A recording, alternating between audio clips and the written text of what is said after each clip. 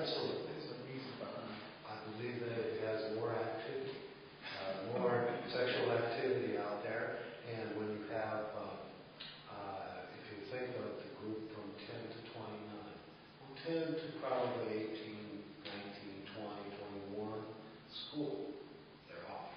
Yes. And so that's where I think there's a lot more activity. And it's nice outside.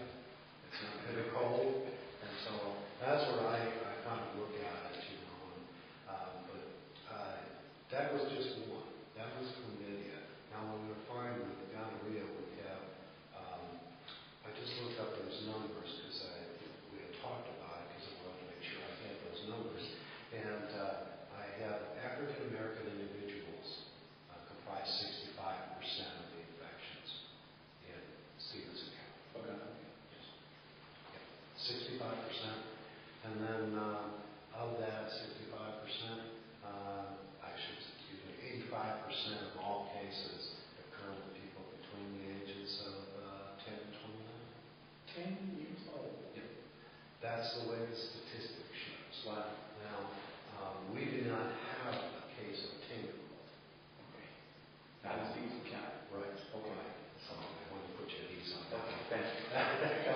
And, but we do have, you know, I believe the youngest one was 15. 15, yes, And we were traditionally looking at, I was prepared to start looking at programming to move towards African American.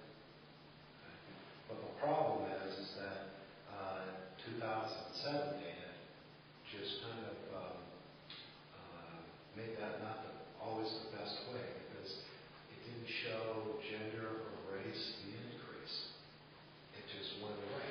And it just showed that the best you could do is the age group of 10 to 29. Okay.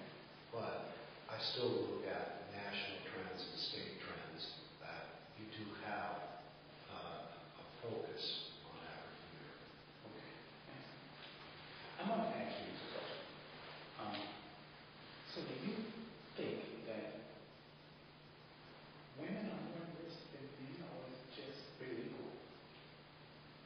I believe, just based off of data, I'd say women are more at risk just by the number of cases. But I do have to say, though, this last year, whatever reason it occurred, we had male guys caught up. Yes, they definitely made a comeback. Wow. And it's so hard to say exactly why. I'm going to skip ahead to Sure. question 15. What are the top STDs in our country? In the country. Well, from what I'm seeing is chlamydia, gonorrhea, sit there at the top. Okay. You're going to find pockets of area that you're going to have a different one when you get into syphilis or an HIV where you have more concentration. Now, if I went into a large metropolis, more than likely you're probably going to have higher HIV is going to come up. And so, to me, I would rather be looking at the top five. Here in our county, I mean,